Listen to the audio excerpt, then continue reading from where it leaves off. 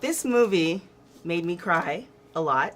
When you guys watched the final product, did you have the same effect? Like, I mean, when I saw it, I saw it in a small screening environment, just with a few actors, and it was sort of like the producer, well, maybe managers, people of that nature. So I was looking at the film, really just sort of trying to look at it from a standpoint of, all right, if I didn't know anything about this film, is this film good? Is it believable? Is going into, because you're giving so much away. We give so much away right. in the trailer as far as like what the film is about.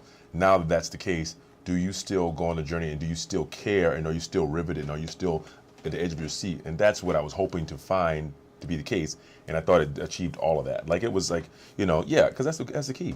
If you already know a lot of stuff, then am I still going to watch? And yeah, because you go, I kind of know, I guess, how it's going to end, but at the same time, you forget that at some point. And you just want to see how you get to this point, And I felt like that was what it did for me.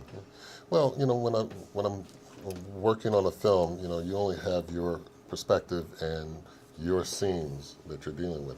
So when I finally see the final product, I get to see what the family was going through, what they were going through at church, what Chrissy's character was going through with the reverend, the pastor. And when I was working with Josh, I didn't see Josh do much in the hospital. But when I saw the film, I saw how he and Chrissy interacted. And I was just, man, this is so amazing. It's so heart-wrenching, it's so heartfelt. I said, I didn't work with Michael either. So when I saw Michael in the water with, with the stake, I thought he was really in there with the stake. I thought he was going to hook something. I thought he was going to stab the kid. Yeah. I said, don't stab him. I know. Yeah, that was technically, I mean, I'm not going to what takes some time to make this thing work, but I'm glad it looked, that's one thing I was looking for. Does it look believable? Yeah. Does it look like you're in a lake? Does it look, It looked like you were in that lake. Oh, yeah, so you weren't in the lake.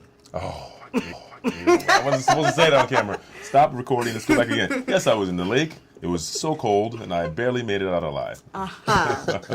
That's why he's Luke Cage. That's why. So with the movie, what one part stuck out to you as far as, if you're going to describe it to somebody?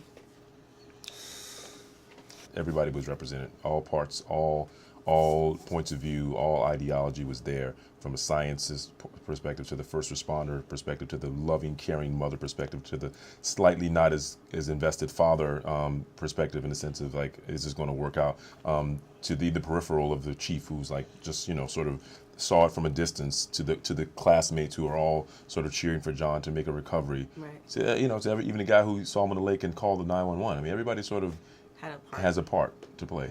Certain things will happen. Your third eye will open up. Something will open up in you, and something will probably happen that'll make you more of a believer. One last question. So you guys both have very great voices. Oh, I thought you were going to say something else, but go ahead. If you could choose between two, you have an option of two things: either be the voice of God in a movie, or do an audiobook for the Bible. Which one would you do? I think you got to go voice of God. Probably because the audiobook is going to be a lot longer, let's be honest. That's your reason. The audiobook is going to go on. I'm going to do both. You can do both. Thank you so much. Longer. Thank you so much. I commitment appreciate level. it.